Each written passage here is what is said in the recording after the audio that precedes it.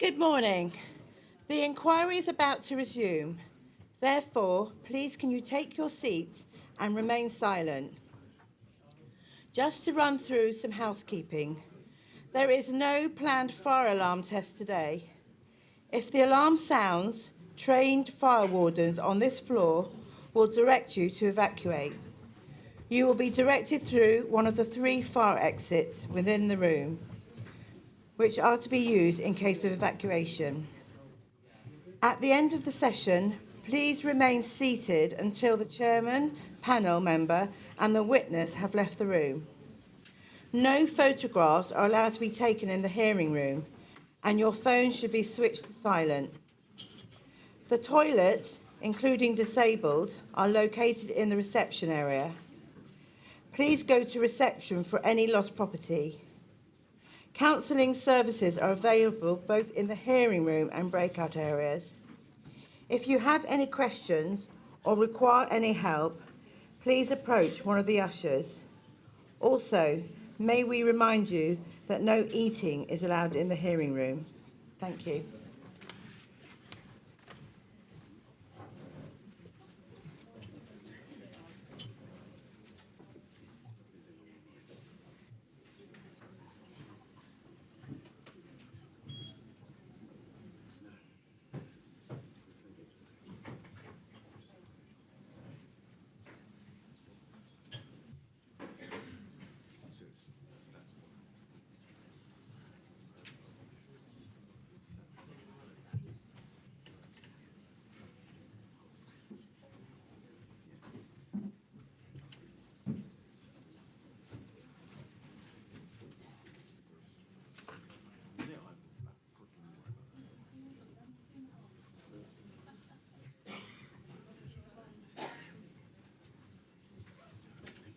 Silence, please.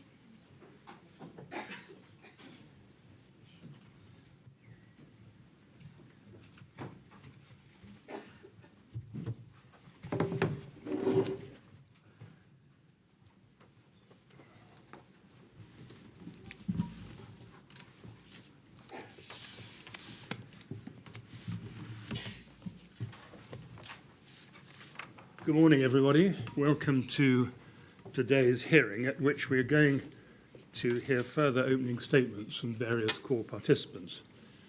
Before we do that, however, I need to mention something that's come up which will require an amendment to the timetable for tomorrow. Very recently, I've been advised that when they are called to give evidence, which of course will start next week, many of the witnesses who were involved in the design and choice of materials are likely to claim privilege against self-incrimination as a reason for not answering questions. Now, privilege against self-incrimination is a rule of law that protects a person from being required to answer questions if to do so truthfully might expose him or her to a risk of prosecution. It's a very broad principle and will extend to any answers which might assist in or lead to a prosecution. This development has caused me a little surprise because hitherto there has been the fullest cooperation with the inquiry, both in the form of giving written statements and in the provision of documents, and no one so far has sought to avoid doing that or to answer any of our questions on those grounds. At all events, an application was made last night by a number of counsel for various core participants, including, amongst others, Harley, certain employees or ex-employees of Ryden, and the TMO, as well as some others. And, well, just a minute. And what they're asking me to do is to apply to the Attorney General for an undertaking that nothing said by a witness in answers to questions in the inquiry will be used in furtherance of a prosecution against them, thereby giving them complete freedom to tell the truth without any concern for the future. Now, in view of the urgency of this matter, because of course Studio E are scheduled to start giving evidence on Monday of next week, I've directed that this application be heard tomorrow afternoon after we've completed the opening statements. That may lead to the afternoon being slightly prolonged. If that's the case, I'm afraid that's just too bad. We're going to have to deal with this. When that application is heard tomorrow, all core participants will have an opportunity to address me on the matter, and I shall, of course, hear from all those who wish to do so. They aren't obliged to do so, but I shall hear anybody who wants to be heard. And in the light of what's said on that application on all sides, I will decide what action I should take in the interests of the inquiry, because that, of course, is the overriding consideration. Now, this information has come, I think, to you as to me as something of a surprise. I suspect that you find it a little difficult to understand exactly what the import is of what I've just told you. So I'm going to rise now for a little while to give your lawyers the opportunity to talk to you about this and to get some preliminary reactions. Don't have to be final reactions because, as I said, I'm going to hear this application tomorrow afternoon, probably about the middle of the afternoon. So there's quite a bit of time still to consider what to do. But I'm going to rise now and I'll sit again at 11 o'clock. And in the meantime, you can have a chance to talk to those who represent you to get some further information. All right, I'm sorry about that, but that means that we're going to put back the first of the opening statements until 11 o'clock, Mr. Spafford. I'm sorry, that means you're going to have to wait a bit. All right, thank you very much. 11 o'clock, please.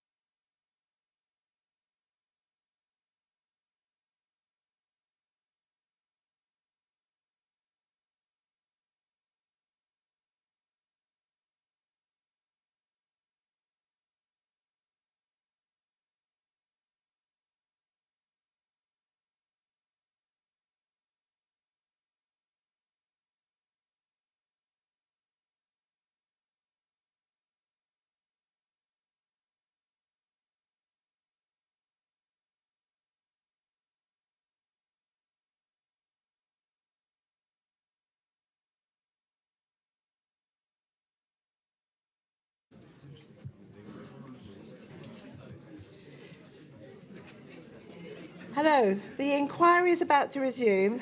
Therefore, please can you all take your seats and remain silent. Can I just remind you that no photographs are allowed to be taken in the hearing room and your phone should be switched to silent. If you have any questions or require any help, please approach one of the ushers. Also, may we remind you that no eating is allowed in the hearing room. Thank you.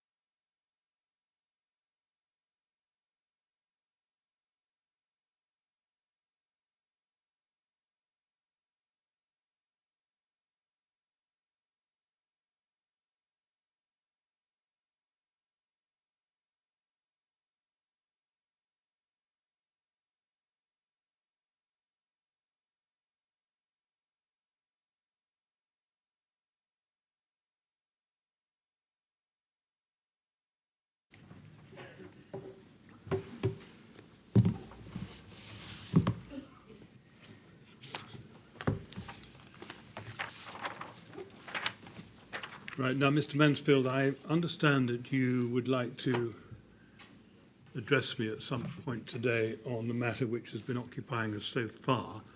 Sorry, I couldn't see. You're lurking behind that pillar. I'm very happy to hear you, but I'd rather do it, if you don't mind, when we've finished hearing today's group of opening statements. So sort of middle of the afternoon or whenever we get to that point. Is that all right? No, good. Thank you very much. So I'm going to ask Mr. Spafford then to come and make an opening statement on behalf of Artelia.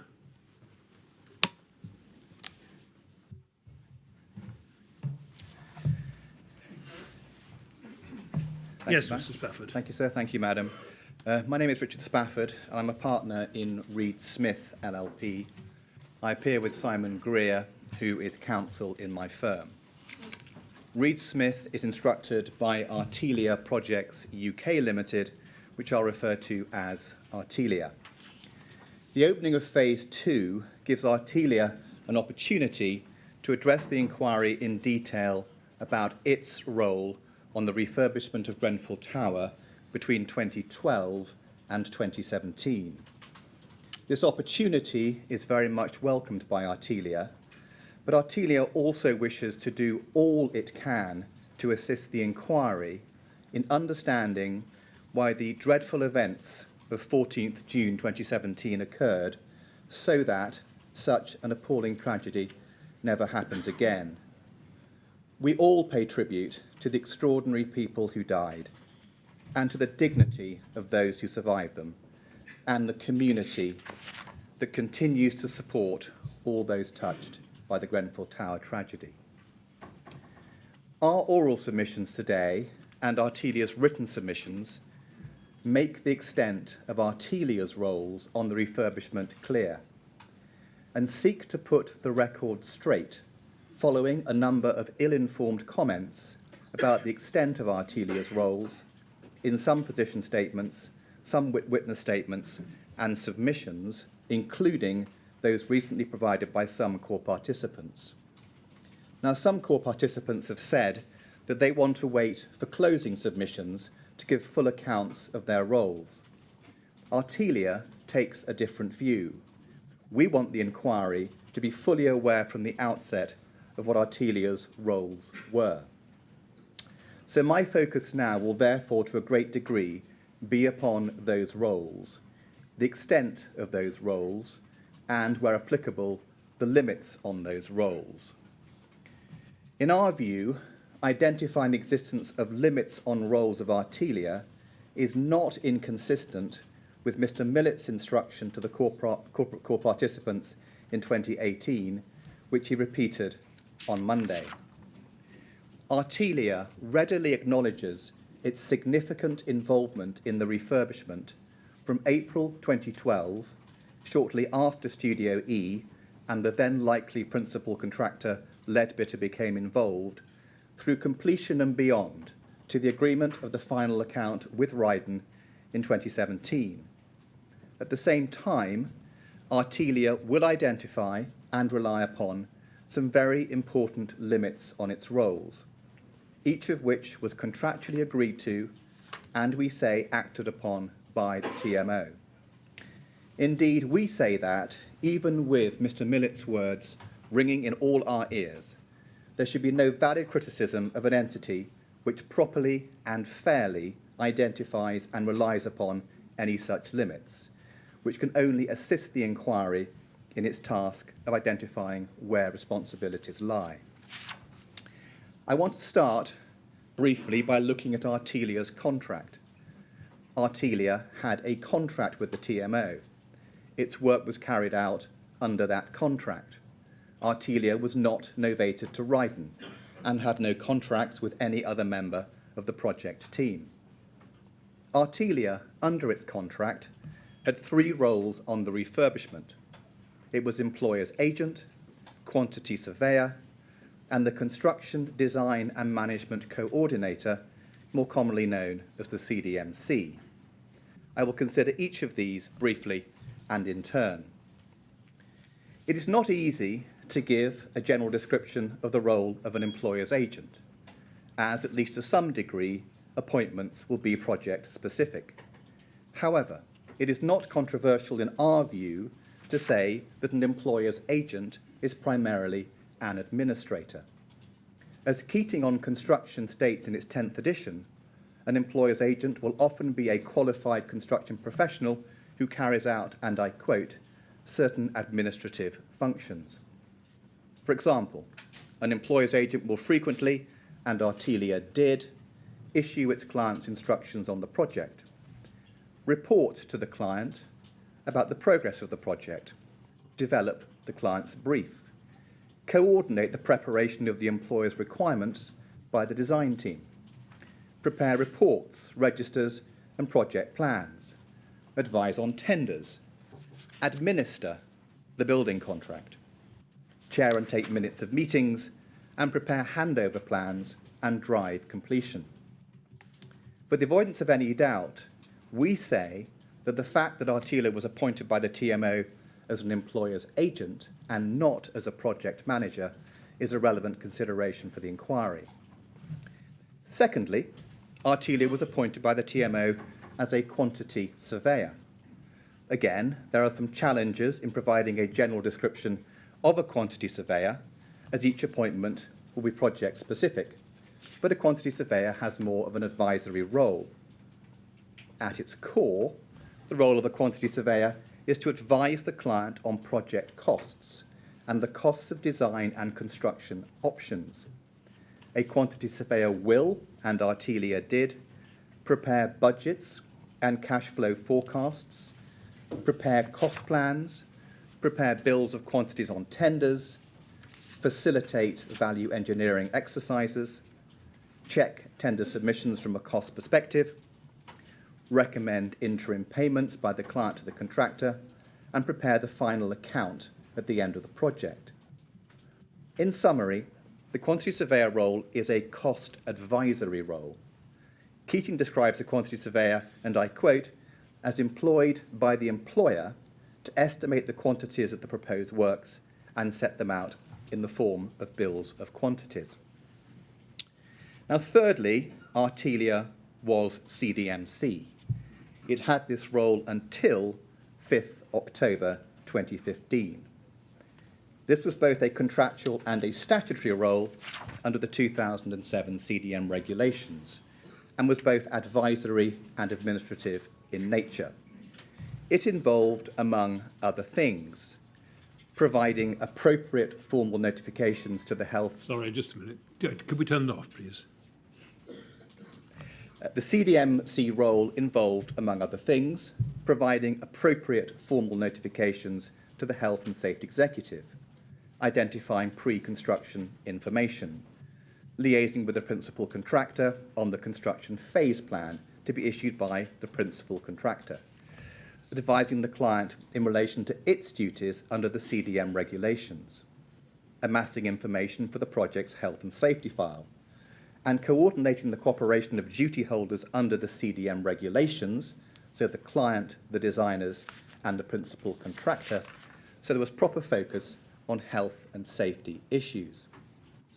Now, there has been some criticism by Dr. Lane of the TMO, of Ryden, and of Artelia in the context of obligations arising under the CDM regulations 2007 and of the TMO and Ryden in relation to the CDM regulations 2015. Artelia is, of course, continuing to consider these criticisms carefully, although it addresses some of the points made in our written submissions and will also shortly address them briefly in our oral submissions. However, before doing that, in our submission, an important issue for the inquiry in relation to the CDM regulations 2007 is the distinction between what is governed by those regulations and what is governed by the Building Regulations 2010 made under the Building Act 1984. As we believe to be clear, questions relating to the fire safety of Grenfell Tower on the refurbishment were governed by the requirements set out in the Building Regulations 2010. By contrast, the CDM Regulations 2007 applied to health and safety in construction and maintenance work so that the construction work itself could be carried out safely, those working on the construction site could be properly protected, and so that designs also took into account the need to protect future construction and maintenance workers whilst on site. As I have said, we believe this to be clear and understood, but it is a point to which I'll have to return shortly in the light of what appear to us to be some errors in the position of the TMO on this issue, including in its recent written submissions. Now, I mentioned that I would make reference to contractual limits and the reasons why I was doing that. I'm now going to turn to those limits. To summarise, Artelia had three roles: employer's agent, quantity surveyor, and CDMC. Within Artelia's contract with the TMO, there were a number of what we submit are important limits which were agreed between Artelia and the TMO. It'd be helpful, if possible, if I could have document ART 405742 put on the screens, and in particular, if you could start, please, with page 23 of that document. Many thanks. This page is Schedule 1 to Artelia's contract with the TMO. In that schedule, it is clear that Artelia was expressly not appointed to provide RICS project manager services. The relevant box has not been ticked and indeed has been crossed through. This, we say, is important, not least because a number of ill-informed suggestions that Artelia was the project manager have been made, mainly by the TMO, but also by some others. Now, we fully appreciate that the TMO's witnesses are yet to confirm their statements. But in those statements and elsewhere, the TMO has, on a number of occasions, described Artelia as the project manager.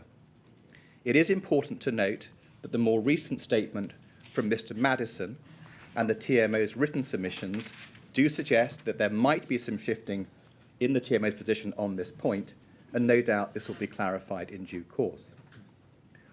While we can forgive the few other descriptions of Artelia as project manager by other core participants on the basis they are probably simple mistakes, what is surprising to us is that Mr. Hyatt, in particular, does describe Artelia in this way in his expert's report. Mr. Hyatt is, with the greatest respect, mistaken, and we will return to this issue briefly later when we consider the content of his report.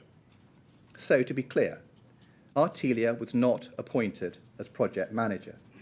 As the contract shows, this was a deliberate decision by the TMO.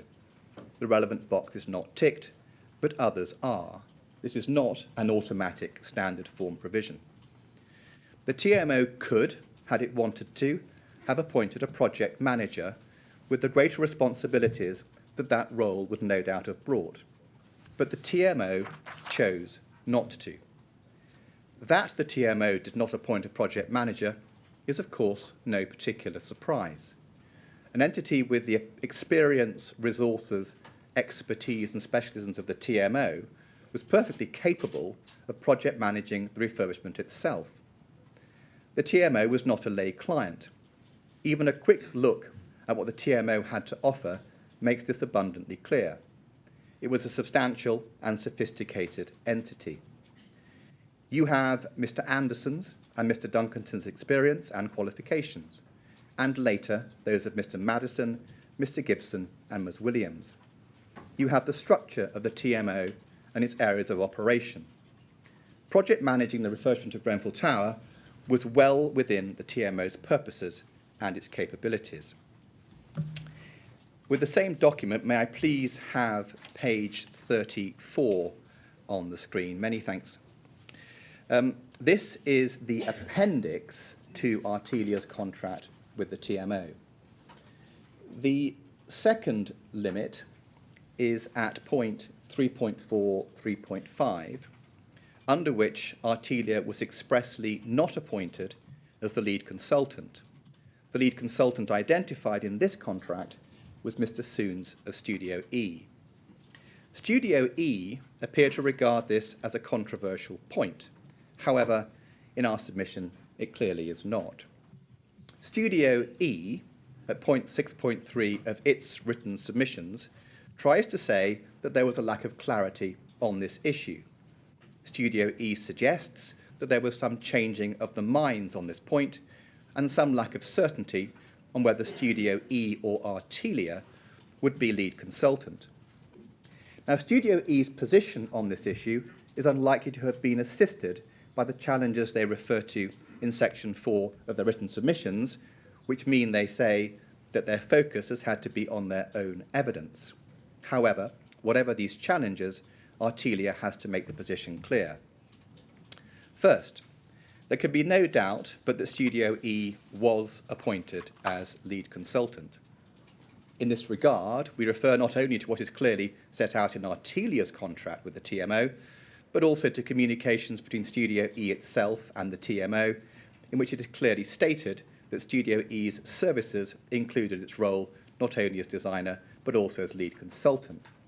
The position is indeed helpfully summarised in paragraph 12.1 of the written submissions of BSR Group 1.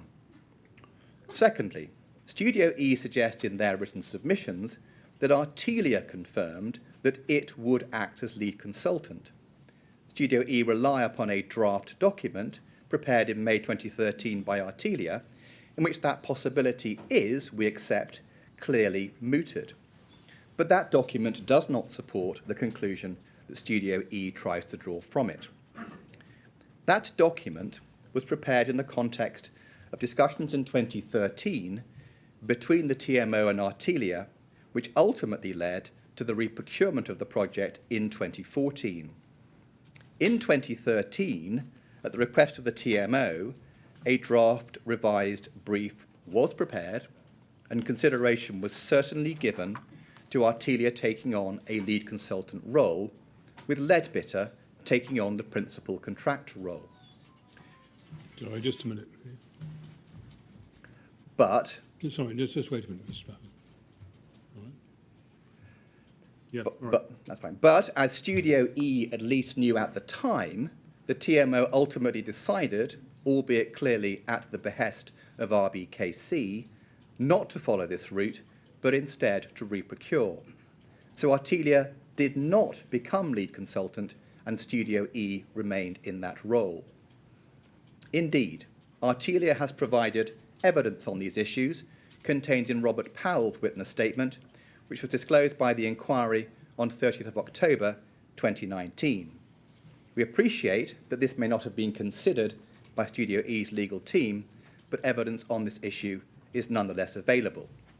So, for the avoidance of any doubt, until its novation to Ryden, Studio E was clearly the TMO's lead consultant. On the same document, may I please have the next page, page 35 on the screen. Thank you.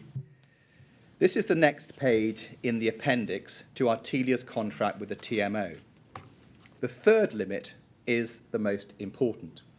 It arises at point 4.4 of the appendix under the heading Design Responsibility. Under it, the TMO expressly agreed, and I quote, "The consultant, so Artelia, is not responsible for the design of the project, and the consultant, so Artelia, is not responsible for specifying and or approving materials."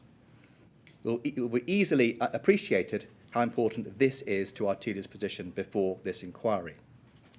I will come on shortly to consider how these provisions operated in practice, but these provisions make it clear that no one in the Artelia team was at any stage responsible for, first, the design of the refurbishment, and secondly, the materials used in the refurbishment. It will come as no surprise when I say that these provisions also influenced the makeup of the team used by Artelia on the project. The team did not include an architect or anyone with professional design expertise because its roles did not require that. So, when Artelia witnesses say, as they do, that they did not have the expertise necessary to consider, for example, whether particular elements of the building envelope were compliant with the requirements set out in the building regulations, they are not only reflecting the position at the time, but there is a sound basis for their having been in that position. Now, pulling all the threads of what has been said so far together, the following conclusions can be drawn about the context and extent of Artelia's contractual responsibilities to the TMO. First, the TMO did not need project management support. It was a sophisticated entity operating within its areas of expertise, and it had chosen not to appoint a project manager. It was managing the project itself. Secondly, that does not mean, of course, that the TMO did not need support in specialist areas. It needed advice from a quantity surveyor and advice from a CDMC. From an employer's agent, it essentially needed support of an administrative nature. Thirdly, Artelia had a lot to do, but nonetheless, there were some important limits on its roles. In particular, it was not the lead consultant, and it had no responsibility for design and no responsibility for materials. Indeed, the TMO contracted with Studio E as architect and later Ryden as design and build contractor in respect of design and choice of materials. There were clearly technically qualified parties in place on the project whose job it was to cover these issues. So what happened in practice? What did Artelia do on the project? What did the TMO do on the project?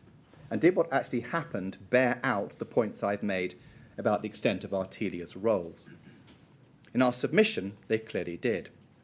First, over a full 5-year period, Artelia did a significant amount of work. As quantity surveyor, Artelia provided and advised on 8, often detailed, cost estimates. Artelia also provided advice in relation to potential reprocurement. Artelia provided advice to the TMO in connection with the tender process between August 2013 and March 2014. Artelia facilitated lengthy value engineering exercises with Leadbitter and later with Ryden. Artelia also regularly valued Ryden's work on site, making recommendations for interim payments. Artelia interrogated Ryden's extension of time claims and negotiated Ryden's final account. As CDMC, Artelia prepared a CDM risk register and CDM report. Artelia prepared pre-construction information. Artelia reviewed Ryden's construction phase health and safety plan, and Artelia prepared and submitted forms to the Health and Safety Executive. As an employer's agent, Artelia worked with the TMO and the project team from 2012 to and beyond practical completion. Artelia took part in the discussions with Leadbitter and was heavily involved in 2013 during the period which led to the TMO's decision at the behest, we say, of RBKC, to end the arrangements with Leadbitter, realign the project so that value for money became its primary driver, and to reprocure. Artelia spent a significant amount of time in administering the building contract between Ryden and the TMO and monitoring the progress of Ryden's work against the programme. Artelia arranged, attended and minuted tens of formal meetings and issued 39 employers' agent instructions to Ryden, every one of which followed a formal decision by the TMO. Artelia prepared numerous checklists and reports and, where appropriate, discussed issues relating to Ryden's performance with its client, the TMO. Artelia administered the practical completion process from September 2015 onwards, arranging handover meetings, identifying requirements for the issue of a certificate of practical completion, and ensured that sign-offs on relevant completion issues were given by responsible entities such as the TMO, Ryden, or the clerks of the works. These were, on any view, significant tasks and roles. And what actually happened in relation to the important question of responsibility for design and for materials? It is clear that responsibility for these issues was contractually excluded by the TMO, but it is also clear that at no stage did Artelia deviate from that contractual position. First, the contractual exclusion of these issues from Artelia's responsibilities did not stop the TMO, particularly through Ms. Williams, asking Artelia questions about design. But what Artelia consistently did when asked these questions was to say, no, we cannot answer these questions. They are not within our areas of responsibility and expertise. These are questions for Ryden. There are, in fact, numerous examples of this, but in my submissions, I'll focus on only one example, in the main because this example has been picked up by a number of core participants in their written submissions. This example is Ms. Williams' so-called Lacknell moment in November 2014. On 12th November 2014, Ms. Williams of the TMO emailed Artelia saying that she had just been looking at the cladding as our database is asking for costs, and saying that she did not know if there is any issue of flame retardance requirement. She noted that at Lacknell House, one issue was that the replacement panelling was not flame retardant. She asked for advice. Philip Booth of Artelia replied. He said that he had had a quick review of the MBS spec, which had of course been prepared by Studio E, and set out certain standards anticipating that one of the standards would require flame retardance. He said, however, and I quote, "As client, I suggest you seek clarification from Ryden." Now, we know that Ms. Williams did this through a separate email to Ryden, but we do not know what the outcome of her inquiry to Ryden was. Ms. Williams' so-called Lacknell moment is picked up by both BSR Groups 1 and 2 in their written submissions. Their criticism is widely spread, and Artelia is criticised for what is called a vague answer and for not following this up further. However, there was nothing vague or inappropriate in Artelia's response. Artelia had no expertise in design issues and, by agreement, had no responsibility for design or for materials. It could not reasonably be expected to know the answer to the question posed, and it would have been wrong for it to answer it. Artelia went as far as identifying potentially relevant standards in Studio E's NBS specification, and on the same day as the client's request, it referred the client, the TMO, on to the entity which was obliged to answer the question, namely Ryden. We say that Artelia did exactly what an employer's agent should do. The second event of many, which sheds some further light on this issue, is the offer made by Artelia to the TMO in February 2014 to provide client design advice to the TMO. To be clear, this is a service which at the time could be offered where a design and build contract was in place, the purpose of which was to help the client protect its design following the novation of the architect to the contractor. Its aim was to fill the gap created by the client giving up its contractual relationship with the architect. Had the offer been accepted, Artelia would have brought a registered architect with design expertise onto the team to support the TMO on design issues and the signing off of designs as the project progressed. As Artelia's detailed offer was rejected, Artelia did not do this. In its written submissions, the TMO say that they did not see what the role of the client design advisor offered. They did not agree to it because Artelia was seeking fees for a role that, in their words in their submissions, did not apply to specialist issues. They also say that the role was not necessary because Artelia was already the CDMC. They then go on to refer to certain provisions in Artelia's appointment which obliged Artelia to ensure that design sign-offs were carried out, as meaning that the client design advisor role would have added no value. But these arguments make no sense. First, when the very full and detailed offer of the client design advisor role was turned down by the TMO on 29th August 2014, the TMO did not say that Artelia was seeking fees for a role that added no value or anything of that nature. What they actually said was, and I quote, "We're going to see if we can manage this within the TMO, as we are very familiar with the specifications for social housing. Could you please send any design proposals to myself," that's Claire Williams, CC David Gibson. In short, they said, "We will carry out this design role ourselves because we have the experience to do this." They did not say this role is not required because you're already covering it or anything of that nature. To suggest that the role was not necessary because Artelia was CDMC does no more than show further confusion between design compliance for the building under the Building Regulations 2010 and issues as to current and future site health and safety under the CDM Regulations 2007. In addition, contractual obligations upon Artelia to ensure that design sign-offs were carried out clearly did not give Artelia responsibility for the design itself. Those provisions only obliged Artelia to ensure that the designs were signed off by the person with responsibility for doing that. What is particularly strange, given the approach being taken by the TMO on this issue, is that, partly as a consequence of its decision not to take Artelia on as a client design advisor, it was the TMO who had to and did provide all design sign-offs on numerous occasions. This makes the TMO's suggestion at page 21 of its written submissions that they did not sign off on designs impossible to understand.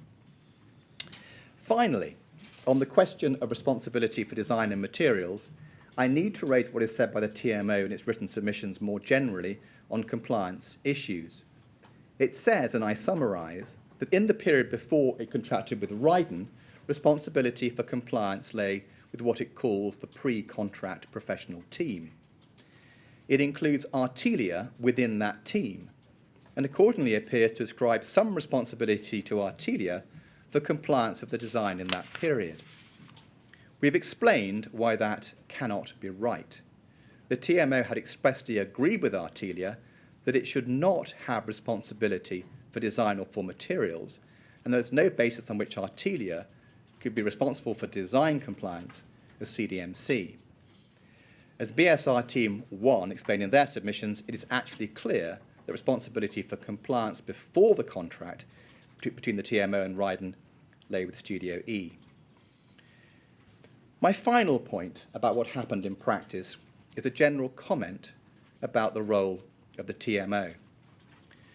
Running through the TMO's written submissions is the portrayal of itself as no more than a reactive, passive, inexperienced bystander, powerless as those around it let it down. The TMO suggests that its decision-making was limited, that it never signed off on designs, and that it handed over responsibility for anything of substance to the consultant team. The TMO may have been let down, that's a question for the inquiry, but its portrayal of itself is not accurate. Throughout the process, Artelia was there. And Artelia asks, what about the TMO's project management role? What about its design sign-offs? What about its decisions on windows, kitchens, and on the crown? What about its decision with RBKC to use champagne-coloured aluminium cladding with cassette fixing? What about its liaison between consultants, its driving of value engineering, a point I'll return to, and its confirmation of the contents of the building manual for Grenfell Tower? What about its decision that Ryden should not introduce or alter any further fire protection works following an indication that areas of existing fire compartmentation needed addressing? It's for the inquiry to decide if the TMO was let down, but it should surely acknowledge the extent of its role on the refurbishment. I'd like to finish by commenting on a few additional points which are made about Artelia which need, in our view, to be corrected. First, there's a suggestion from the TMO that on the 2014 tender, it was Artelia who made all assessments, recommendations and evaluations. To be clear, there is some hint in the TMO's written submissions that their position might also be shifting on this issue. But to make the position clear, and particularly because the BSR groups to some degree take issue with the tender process, I'll address this briefly. First, the tender process was a joint effort, with both the TMO and Artelia scoring and evaluating pre-qualification questionnaire answers and the tender returns. It is surprising that the TMO may be trying to suggest otherwise, in circumstances where it went to the trouble of engaging its own specialist procurement consultant, Ms. Jackson, who was very heavily involved throughout the tender process. Secondly, the tender took place on an arm's length basis. Ryden may have scored lowest on the PQQ process, but that was not a reason to exclude them from the tender process. On that tender process, next to the other tenderers, they clearly, on the basis of industry standard and agreed criteria, scored the highest.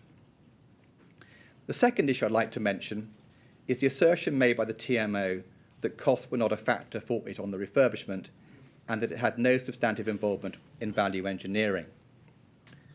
The suggestion that costs were not a factor for the TMO makes little sense and can be dismissed very easily. From 2012, and Mr. Anderson's email on 4th May 2012 saying, "We have a project to deliver, but within a very tight time frame and an even tighter budget," to Ms. Williams' email of 16 July 2014, when she asked for good costs, there was clearly a focus on the part of the TMO on costs. In addition, while Artelia, as it was obliged to do so under its contract, facilitated value engineering exercises, there was a drive for value engineering from the TMO.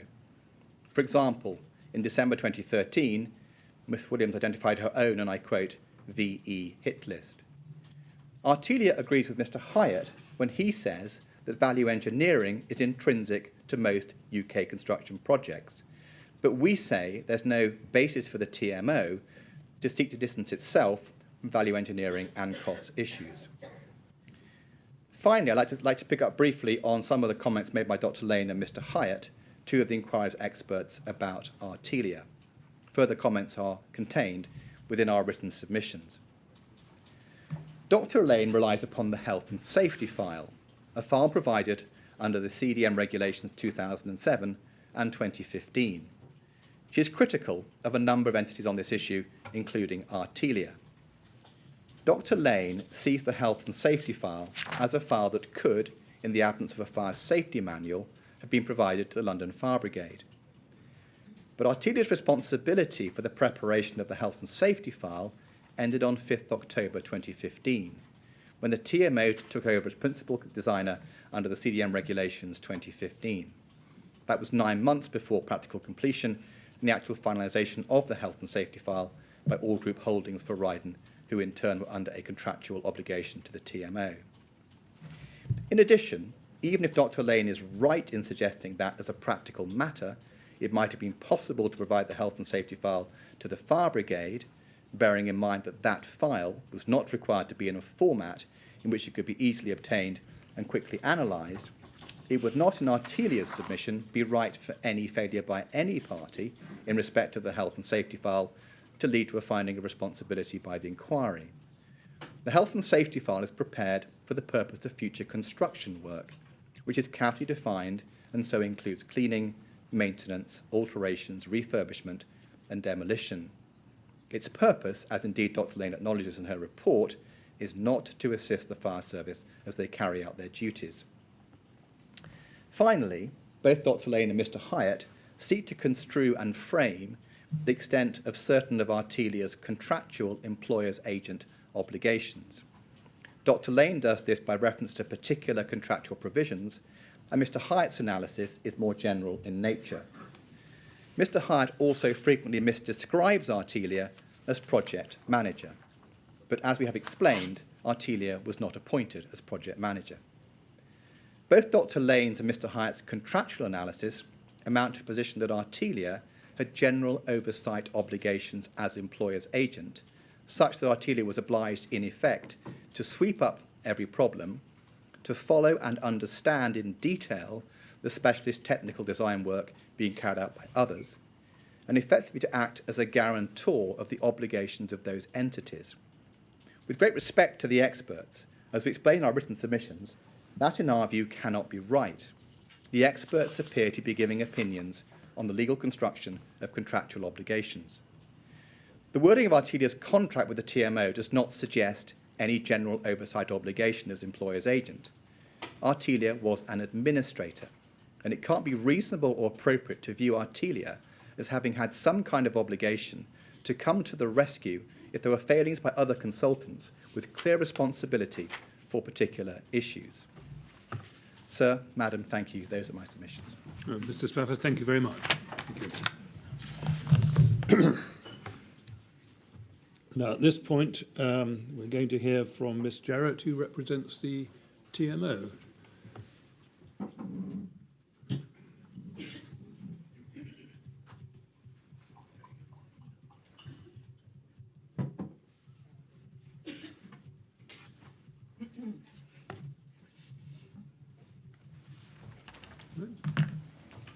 Yes, Miss Jarrett. Good morning, sir and madam. As you know, I appear on behalf of the TMO this morning.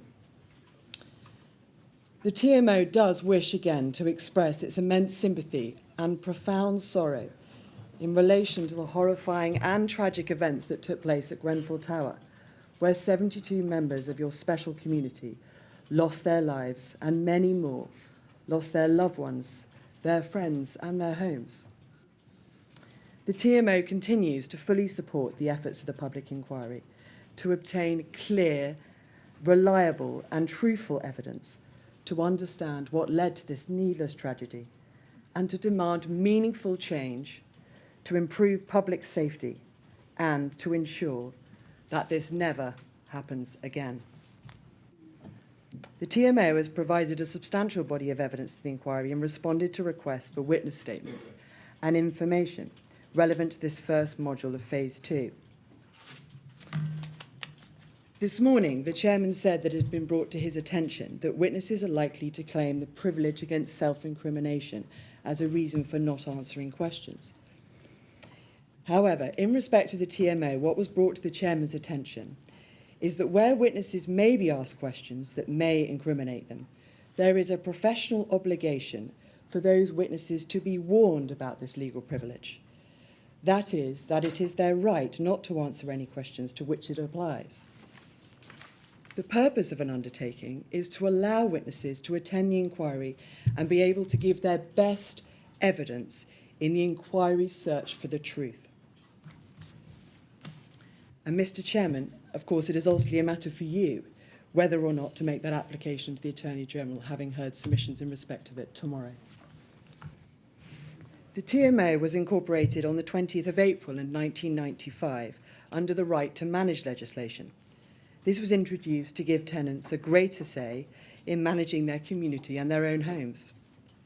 The purpose of the TMO was to act as RBKC's managing agent and to look after the council's residential housing stock and commercial property across the borough. This included Grenfell Tower, which until 2013 was also managed in part by the Lancaster West Estate Management Board. The roles and responsibilities of both the Royal Borough of Kensington and Chelsea and the TMO are further defined under the terms of the modular management agreement which existed between them. The business of the TMO was housing management and maintenance, as well as capital investment projects. Staff were employed for their skills in housing management, which included managing property repairs, resident liaison work and rent collections. It did not possess specialist knowledge in relation to design and construction, nor did it seek to employ staff with these specialist skills. It had to engage specialist contractors to turn the plan to regenerate Grenfell Tower into a realisable project specification and then to construct it.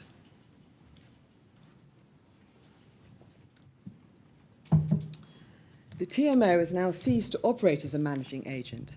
The TMO's functions were handed back to RBKC in March 2018, and it is no longer a working body.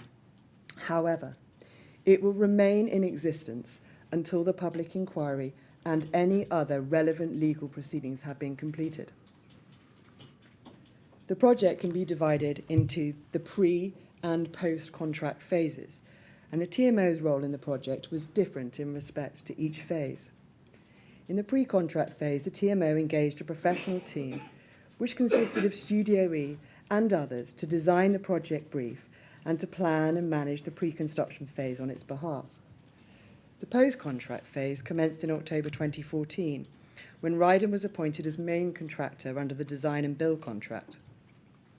From this point, Ryden became responsible for all aspects of the design and construction of the project, including the construction of the external facade and the replacement of the windows.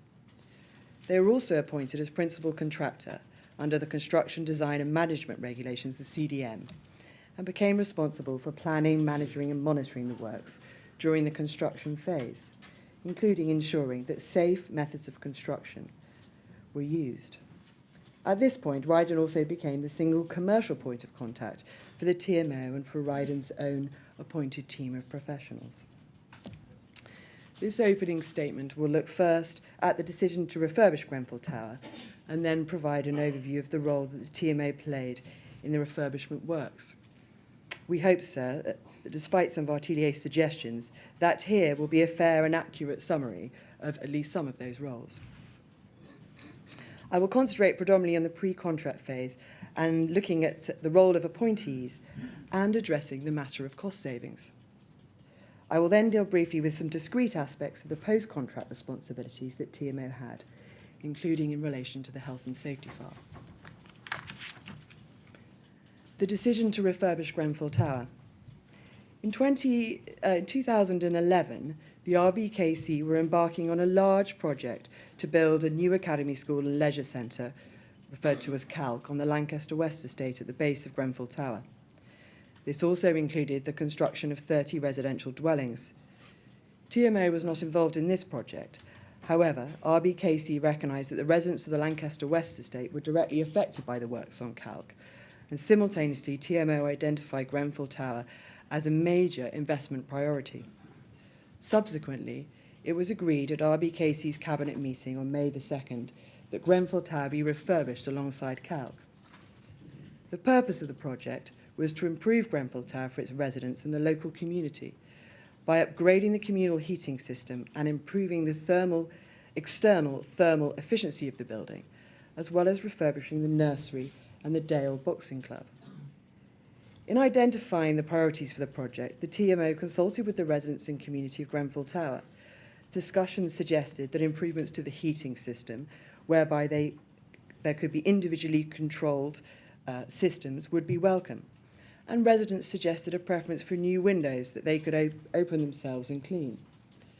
The project was also going to create 9 new residential homes in the tower, and this was in keeping with RBKC's programme for housing development and investment to increase the number of modern, accessible and affordable council homes in the borough. The inquiry's expert, Paul Hyatt, observes in his report that the decision to improve the thermal performance of the tower was perfectly reasonable, and that of the options that were available, the decision to apply thermal insulation to the outside of the concrete walls was a good one. Mr. Hyatt further observed that it would have been exceptionally difficult, both technically and in terms of disruption, to achieve a high level of thermal performance if the insulation were to be applied inside of the walls. It was the TMO's understanding from the outset that to clad the tower was the best way forward in the case of an occupied building. CDM. The TMO's role in the project was that of client. That is simply the organisation for whom a construction project is carried out, as defined by the Construction Design and Management Regulations, the CDM. These regulations set out the roles and responsibilities for health and safety in any large building project undertaken in Great Britain. CDM explicitly acknowledges that clients may not be experts in the construction processes and are therefore not required to plan or manage the project or take an active role in managing the works. What the TMO were required to do was to appoint competent specialists to carry out the project on its behalf and to ensure that there were both sufficient time and resources to do this. The TMO complied with these duties. The pre-contract appointments made by the TMO. For the CALT project, RBKC had procured a team of professional consultants. This included Studio E, Artelia, at the time still known then as Appleyards, Max Fordham, and Leadbitter, who were the principal contractors. RBKC initiated the use of this professional team on the project. These organisations were already familiar with Grenfell Tower due to its proximity to Calc, and the TMO understood that all the appointments for the £58 million CALT project were more than qualified and competent to carry out these refurbishment works at Grenfell Tower. Key benefits of utilising this team were a reduction in the procurement time frame, meaning that the works could be delivered earlier, and reducing the length of disruption, the overall disruption, to residents of the Lancaster West Estate and Grenfell Tower. Artelia was introduced to the project in April 2012 at an initial design meeting and was subsequently formally appointed in August to the roles of CDM coordinator under the CDM regulations, employer's agent, and quantity surveyor. They played an important role in both the pre- and post-contract phases. In the pre-contract phase, they advised the TMO on appointing a professional team of designers and contractors to turn the brief into a realisable design, as well as advising on and administering the procurement and value engineering exercises. During the post-contract phase, they were the TMO's contract administrator and responsible for monitoring progress of the contract. Artelia's obligations were governed by the terms of the standard RIC's form of appointment, as you've already been referred to.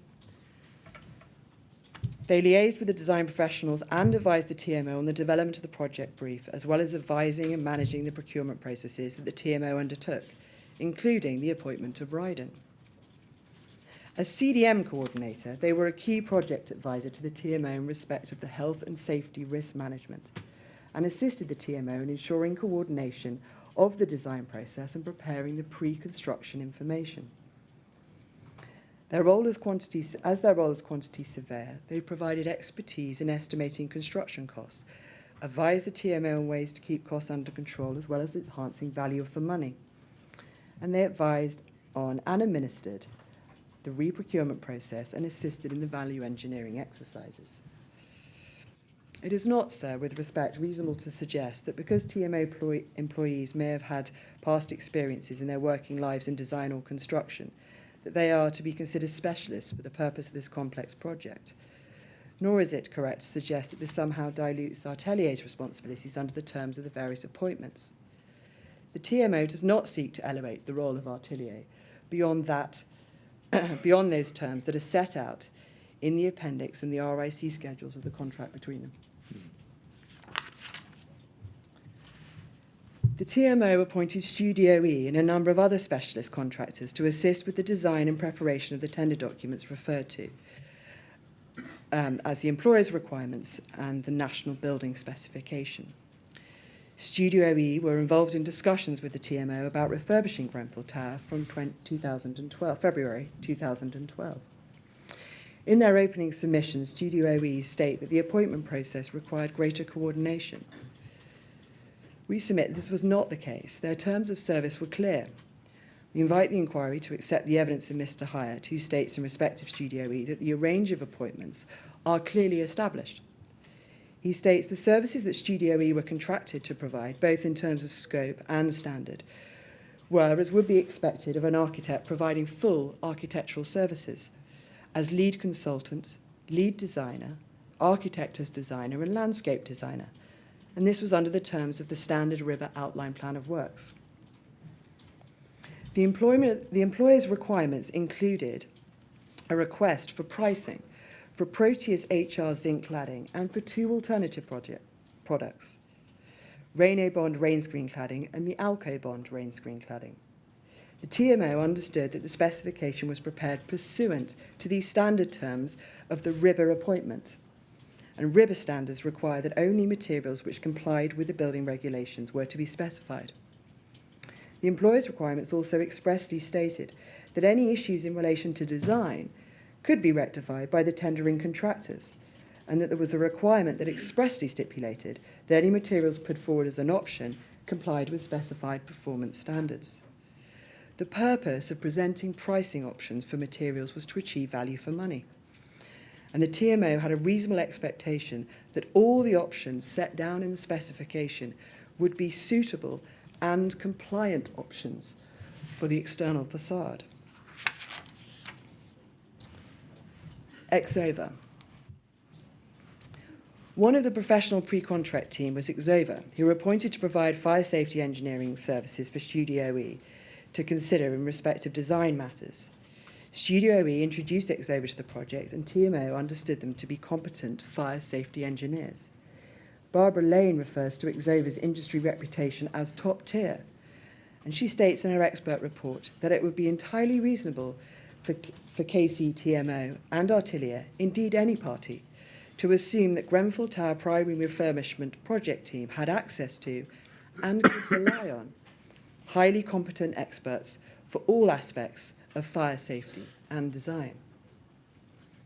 They were instructed on the 18th of July 2012 to prepare a fire safety strategy in respect of the refurbishment project. There were two subsequent versions of this report. Exova provided these reports to Studio E for consideration in respect of their design work. It was not the TMO's role, and nor did it have the relevant expertise to lead on fire engineering matters in relation to design. Mr. Terence Ashton, an Exova employee, prepared three versions of the reports, and each report stated in respect of compliance with the building regulations at requirement B4 that it is considered that the proposed changes will have no adverse effect on the building in relation to external fire spread, but this will be confirmed by analysis in a future issue of this report. Both Dr. Lane and Mr. Hyatt refer to the fact that Exova had been provided with the Stage C RIBA report prepared by Studio E, setting out the specification for Celotex RS5000 rain screen cladding. If this section of the report was not intended to relate to the cladding, as is now asserted, the inquiry will need to consider if that can be reconciled with the assertions made in that report and the possible effect this may have had on those that read it. The TMO understood that it was Exova's responsibility to advise their design team in respect of all aspects of fire safety strategy. On the 16th of August, Exova also issued a fire safety strategy report for the existing building. This had been requested by the TMO when it was established that none existed. It was prepared by the Exova employee Kate Cooney. As Dr. Lane identifies in her report, Ms. Cooney failed to record the existing building condition and failed to properly assess the active and passive fire protection measures that existed. The inquiry may wish to examine how Ms. Cooney came to provide a report which did not identify any issues in relation to the tower's existing fire safety measures or in relation to the previous fire risk assessments. Post-contract, if it was necessary to appoint a fire safety engineer, this was Ryden's responsibility. Simon Lawrence, Ryden's contracts manager, stated in the contract introduction meeting on the 1st of April of 2014 that Ryden would contact Exova with a view to using them going forward, a sentiment repeated in two subsequent progress meetings. Again, it'll be a matter for the inquiry to look at whether Ryden should have appointed a fire safety engineer, as the TMO had done at the pre-contract stage in order to assist their own design team.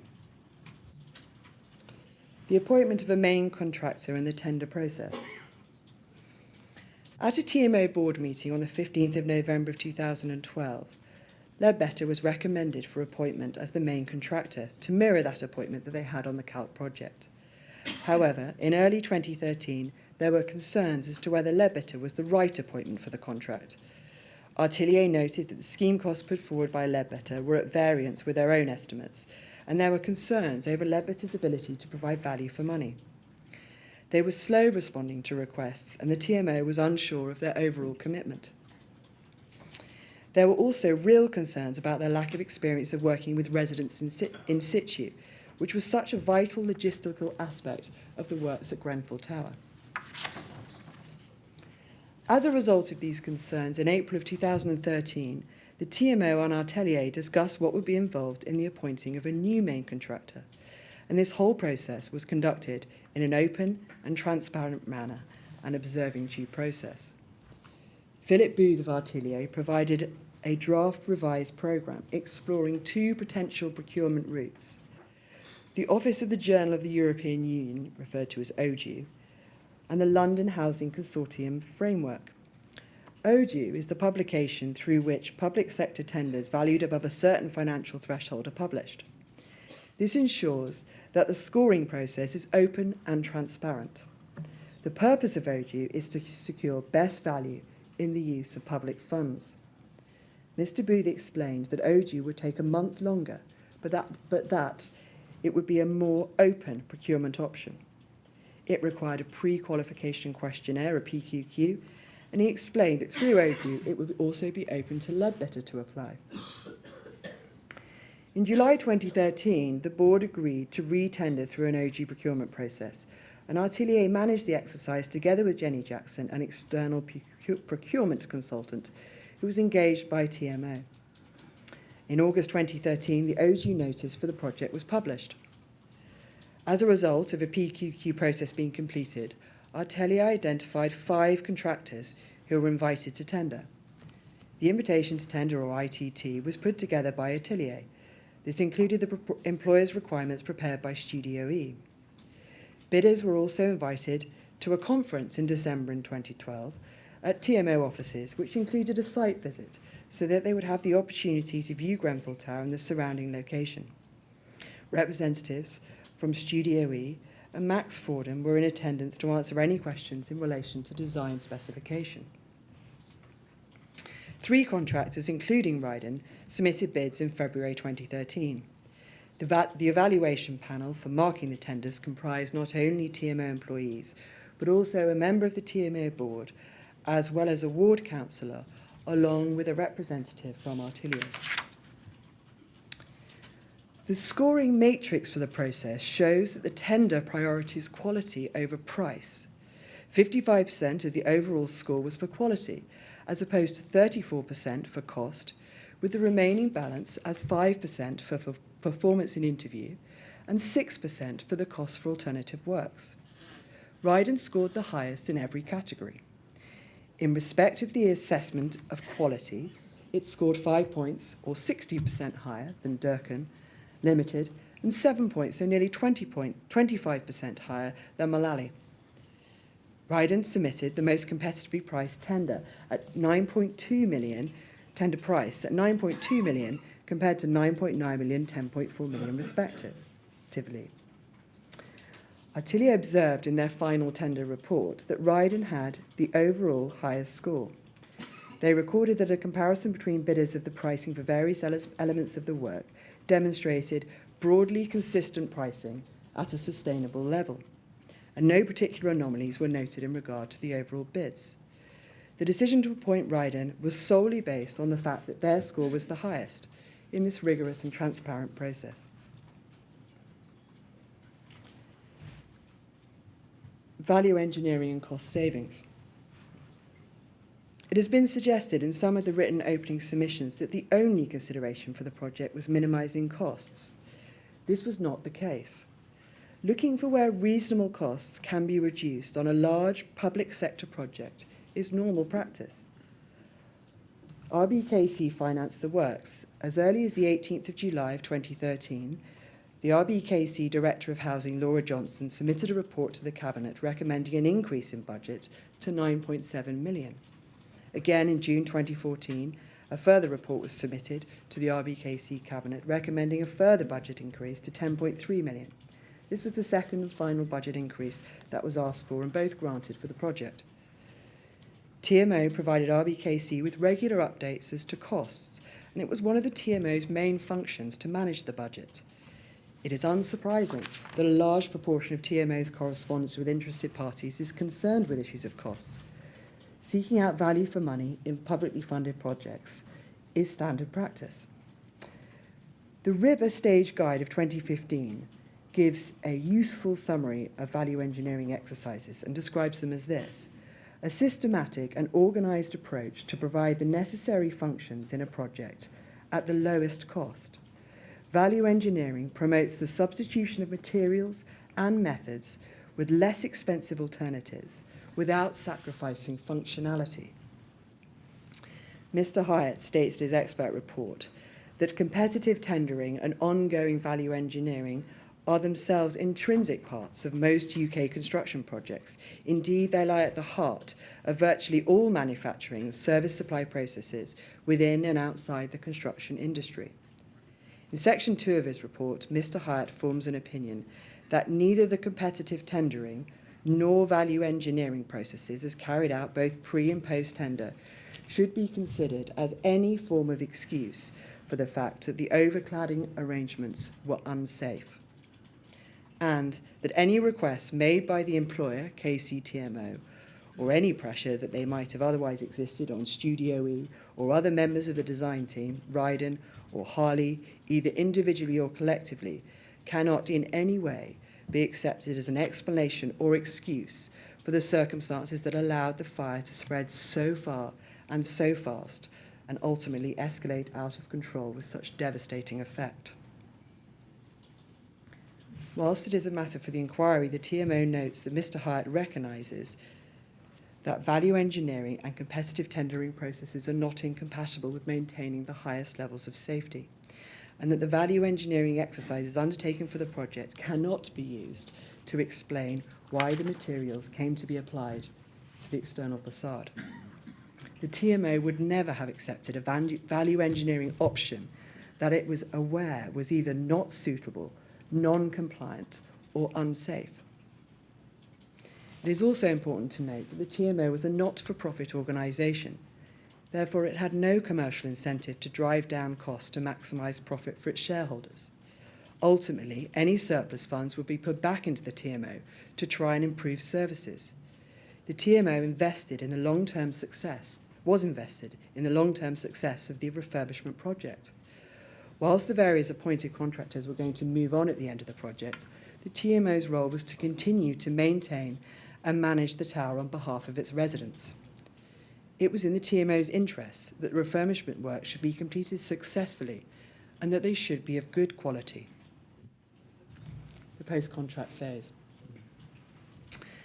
Now turning briefly to aspects of the post-contract phase, Ryden were now responsible for all aspects of design and the construction works.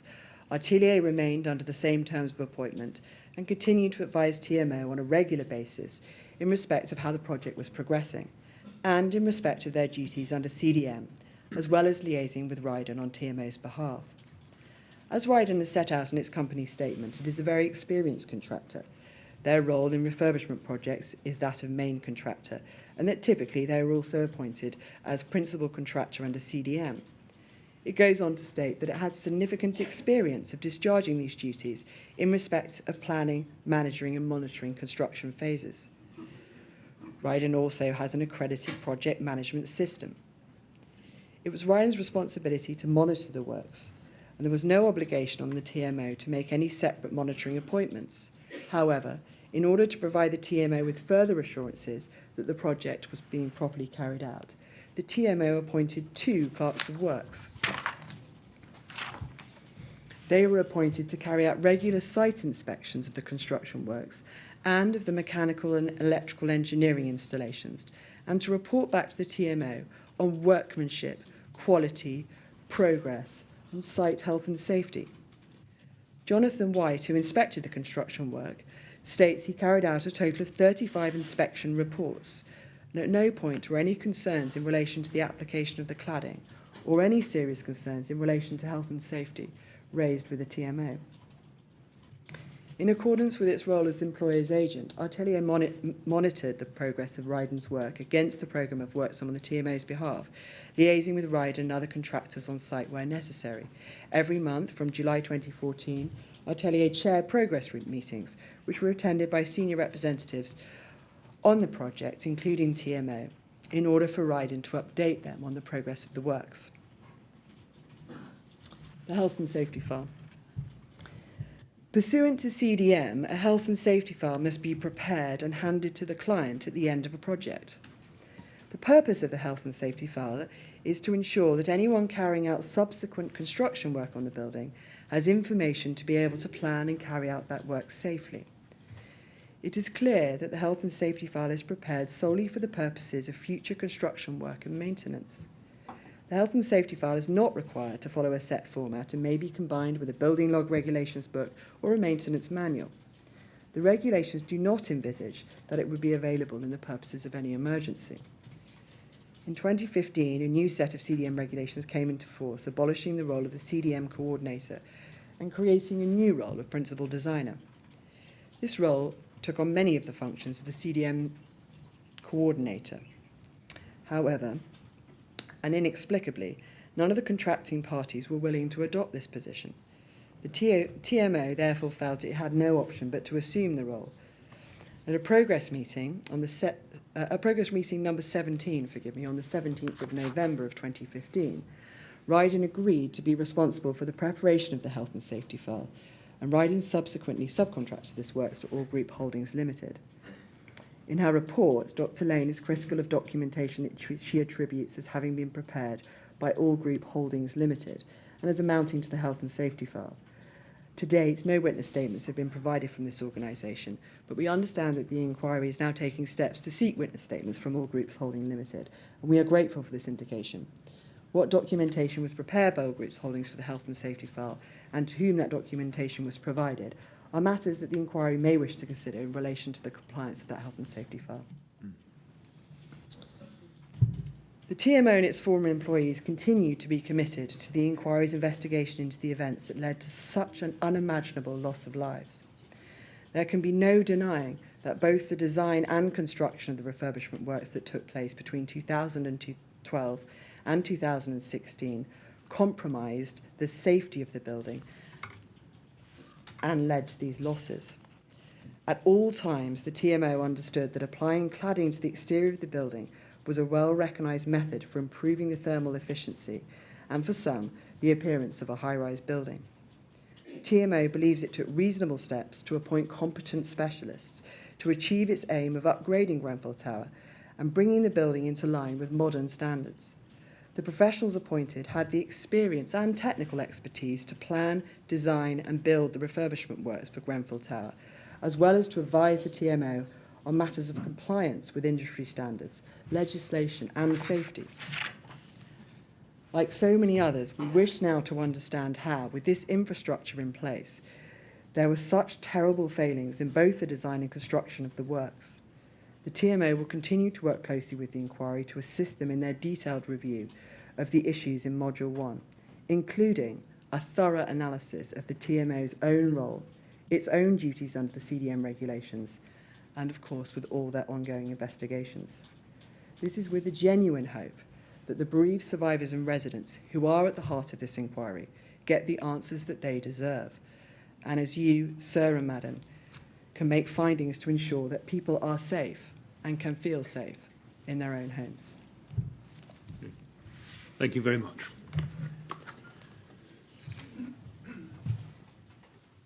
Now, the next statement we're going to hear from will come from the Council, RBKC, and it'll be made by Mr. Maxwell Scott, Queen's Counsel. Yes.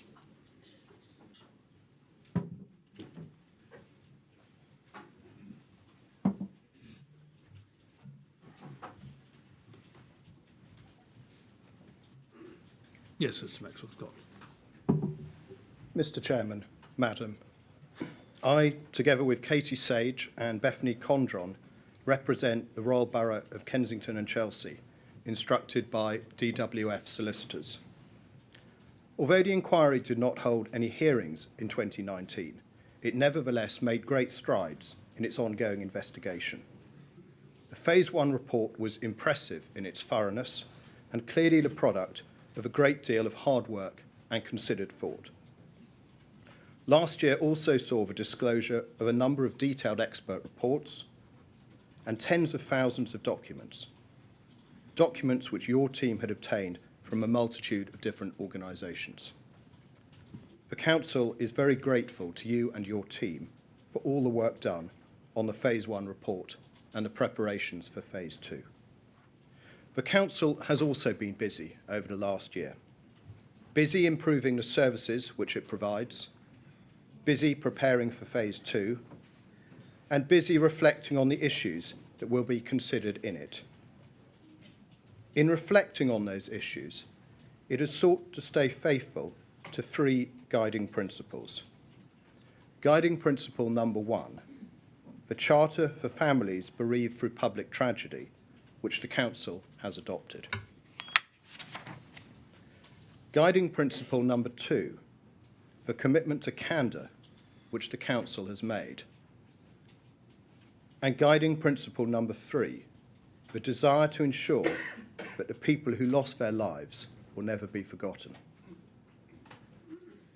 Commitment to these principles has led the Council to identify a number of failings in the way its Building Control Service processed and considered the application for building control approval during the refurbishment of Grenfell Tower. I will say more about this later, but may I say now, on behalf of the Council, that it apologises unreservedly for those failings. Building control is, of course, only one of the Council's many services. As you have no doubt been discovering in more detail during your investigation, the Council is a complex organisation made up of elected councillors and employed officers with many separate directorates, departments, functions, services and committees. Some of those services were delivered in-house by the Council's own employees. Others were contracted out to other organisations and delivered by employees of those other organisations. Before returning to the Council's Building Control Service, let me first say something about the relationship between the Council and the Kensington and Chelsea Tenant Management Organisation, which I shall refer to as the TMO. The TMO is an example of an organisation to which the Council contracted out delivery of services. In a number of places, core participants in their written opening statements for this module refer to the Council and the TMO without distinguishing between them. So I make absolutely no criticism of them for this at this opening stage of Module 1, when the relationship between the Council and the TMO has not been explored, and when it can be hard to work out who was responsible for what, who did what, and who worked for which organisation. Legal Team 2, representing the bereaved survivors and residents, say in their opening statement, individuals, firms and institutions are to blame for what went wrong. It will be necessary for the inquiry to consider carefully the respective culpability of the Council, the TMO, the professionals and contractors involved, and others. I agree. Although none of the 8 modules in Phase 2 is specifically devoted to analysing the relationship between the Council and the TMO, the distinction between the Council and the TMO and the close working relationship between them will need to be analysed and understood.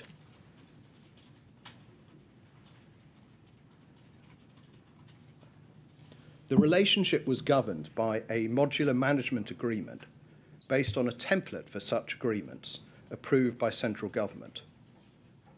At the risk of oversimplifying the contents of the agreement, which was many hundreds of pages in length, and over 20 years of history of the TMO, the following points can be made. The TMO came into existence in the mid-1990s because a majority of those who were residents at the time voted in favour of its creation. From that date onwards, it was at all relevant times a separate legal entity from the Council. In 2002, at an extraordinary general meeting of the TMO, it was voted unanimously to amend the TMO's constitution to enable it to operate as an arm's length management organisation, or ALMO. As a result, the TMO additionally took on responsibility for developing and undertaking all major work schemes. The normal model for an ALMO was that it was owned by the local authority. The TMO was unusual in that it remained an organisation owned by its resident members. This fact, and the fact that its constitution expressly stated that the majority of board members must be tenants and leaseholders, meant that the TMO at all times remained independent of the council. In 2006, the Audit Commission published a report on the TMO following an inspection which took place between the 17th and 28th of July that year. I mention that here because the Audit Commission noted that the TMO was in fact the only ALMO with a majority of tenants on the board. As stated in its memorandum and articles of association, the TMO was established to manage and maintain the housing stock and ancillary properties of the council. As such, it was effectively the council's managing agent. So the housing management service, which the council, as landlord, provided to the residents of Grenfell Tower, was provided by the council through its managing agent, the TMO. I'm now going to return to the council's building control service. In doing so, it is important to recognise that this service, unlike the council's housing management service, was provided by the council entirely independently of the TMO. Local authorities are required by law to provide the building control service. The way in which the council was structured meant that its building control service fell within the council's Planning and Borough Development Directorate. But one should not infer from this that there was an overlap between the council's planning function and its building control function. Both functions arise under wholly separate statutory regimes. The building control function is highly technical in nature and is both conceptually and in practice wholly separate from planning. Fire safety does not fall within the remit of planning. It does fall within the remit of building control. Persons carrying out building work within the borough who needed to use a building control service had the option of using the council's building control service, which is a public sector service, or of using an approved inspector, which is a private sector service. Both are permitted by law to act as building control bodies. It is important to be clear about the nature of the service offered by local authority building control and by approved inspectors. It is not a design service, it is a checking service. Legal Team 1, representing the bereaved survivors and residents, describe the building control officer as providing the last line of defence against the construction of an unsafe building. Your expert, Beryl Menzies, puts it this way: the role of a building control body is only to check for compliance with the requirements of the Building Act and the building regulations. A building control body has no role in the design. It checks submitted proposals and inspects work on site to ascertain compliance.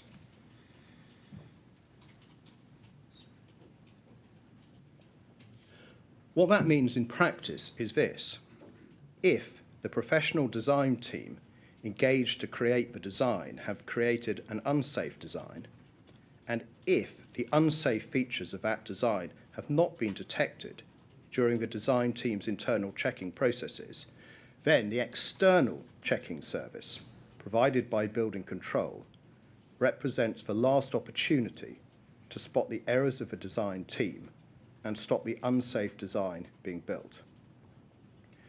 As is well known, in the case of Grenfell Tower, the application for building control approval was made to the council's building control service rather than to an approved inspector.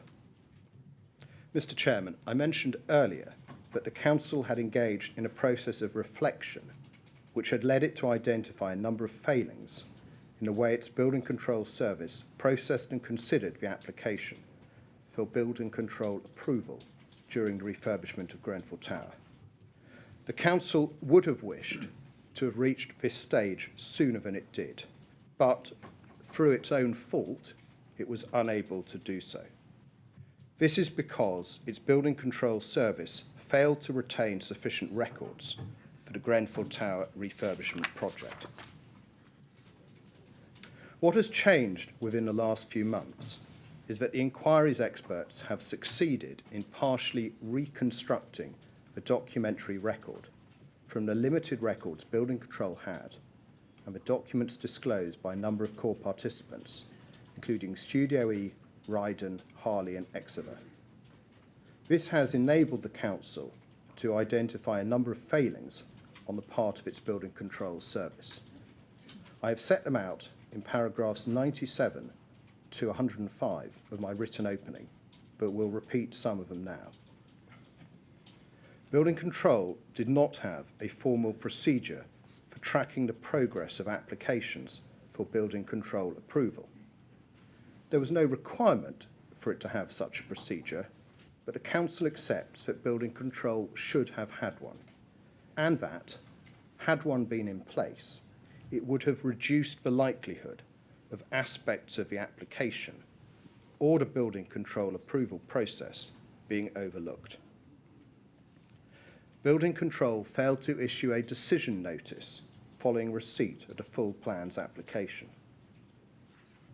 Building control failed to ask for comprehensive details of the cladding system, including the crown. The last Exover fire safety strategy received by Building Control was Issue 3, dated November 2013. Building Control failed to request an up-to-date version of this document.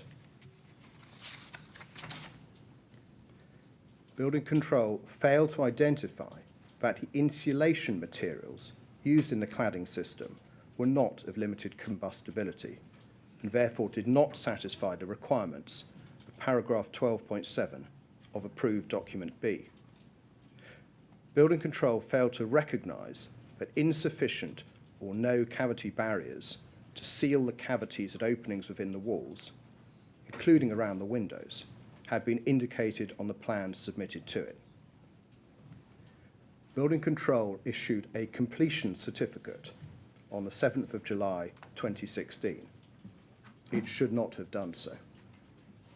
The Council apologises unreservedly for these failings. It is committed to cooperating fully with the inquiry and helping to prevent a tragedy like Grenfell ever happening again.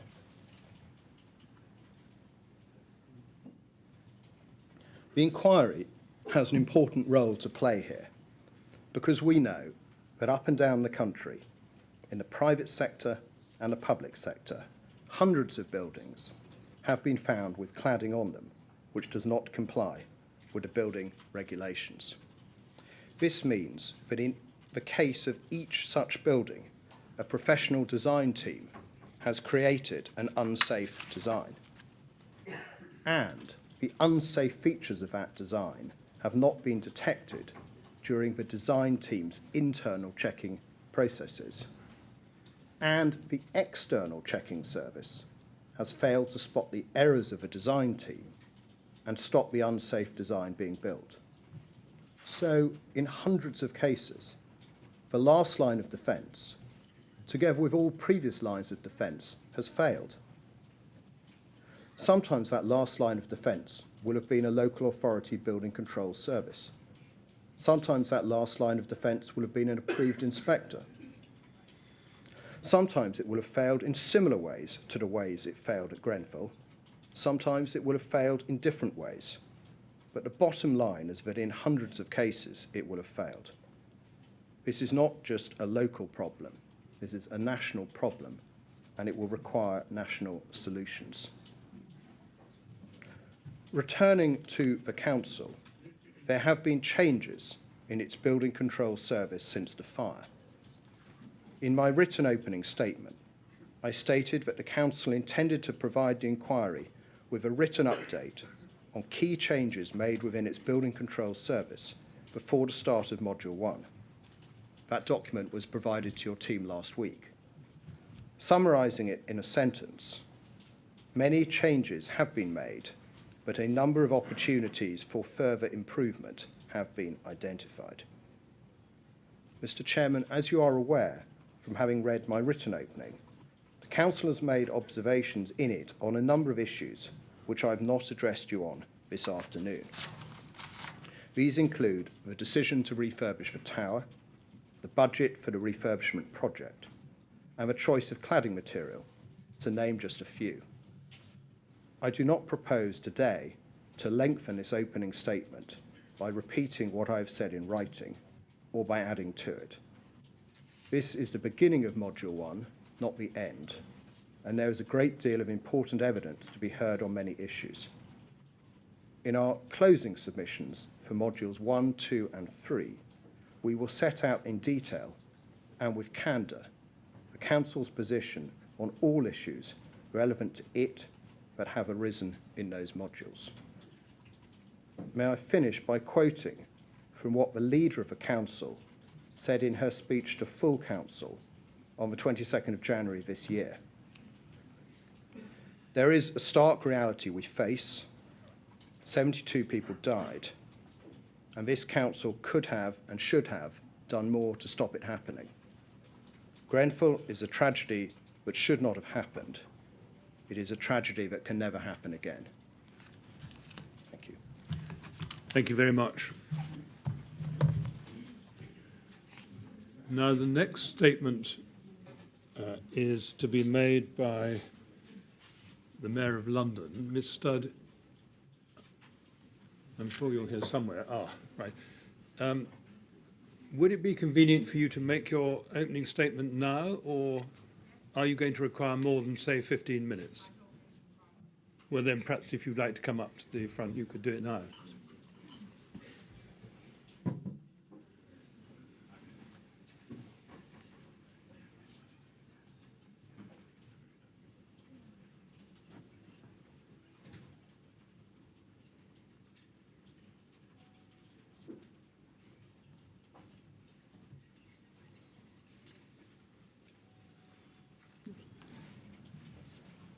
Mr. Chairman, Madam.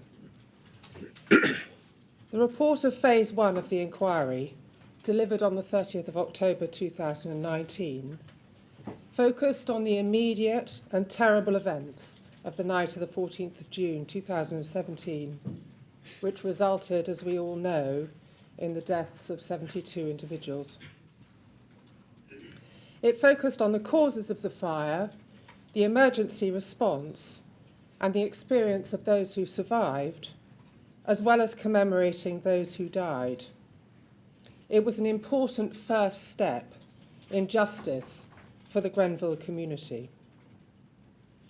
The contents of the Phase 1 report indicating that there was much to be learned from the evidence heard and the conclusions reached. The Mayor welcomes the Chairman's decision to make recommendations, and without detailing the action to be taken, this not being the correct forum to do so, he can reassure the Chair of the commitment on his part to oversee the implementation of the Phase 1 recommendations in London and to proactively encourage others to urgently adopt them as a matter of priority.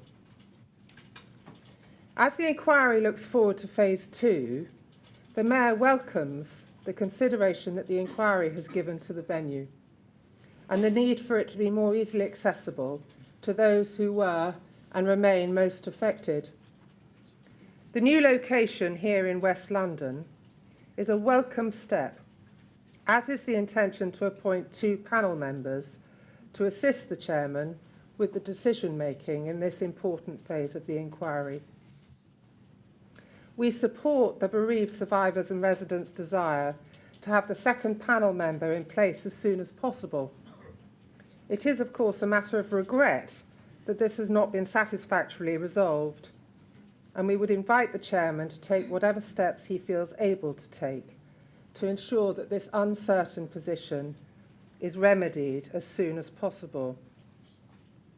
To that end, too, we publicly invite the Cabinet Office to provide an update before the commencement of the evidence next week.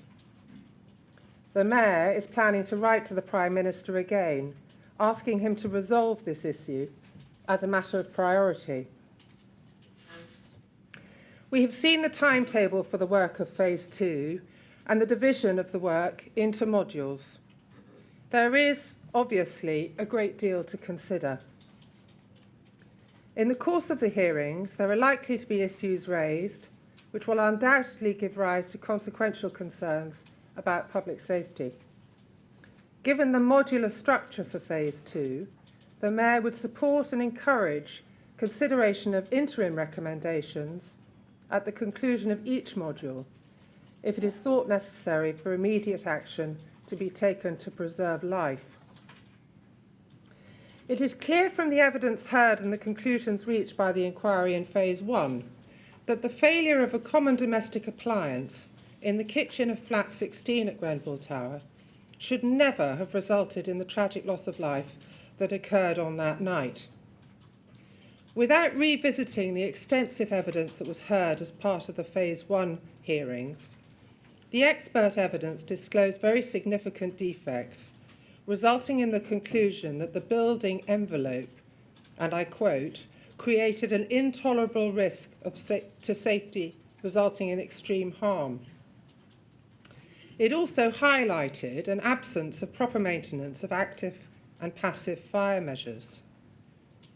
Phase 2, Module 1 will begin the process of detailed examination of the design, construction and modification of the building and the provision of maintenance of active and passive fire measures to determine what caused this building to fail as it did. Any investigation into those failings has to be accompanied by accountability for them. The Mayor supports the bereaved survivors and residents in their determination to ensure that Phase 2 of the inquiry provides such accountability. The Mayor joins with Mr Millett in his criticism that the openings of the corporate core participants for this part of the inquiry are characterised by buck passing and a conspicuous lack of acceptance of any responsibility for any elements that rendered this building non-compliant, as indeed you found it to be in your Phase 1 report. Obviously, it is to be expected that all the core participants will positively contribute to your inquiry, ensuring that all issues are considered thoroughly. They have agreed to do so in their oral openings before you, and the inquiry team must hold them to account to ensure that those words are borne out in practice. An additional point that can be divined from the written openings, and one which the Mayor would like you and your panel members to consider, is what can be done to prevent the situation that occurred here, where a very large number of contracts and subsidiary contracts have provided an environment where no one corporate participant is accountable for the whole project, where the contractual relationship appears to take priority over the successful, but more importantly, the safe delivery of the project, and where catastrophic failures can easily be passed off by one contractor to be the fault of another.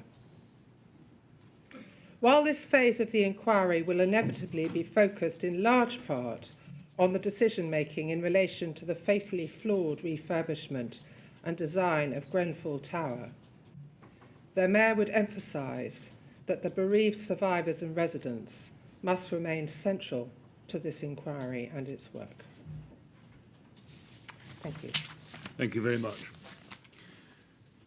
Well, that is no doubt a convenient moment at which to adjourn so we can all go and have some lunch. We'll rise now and we'll sit again at 2 o'clock, please. Thank you very much.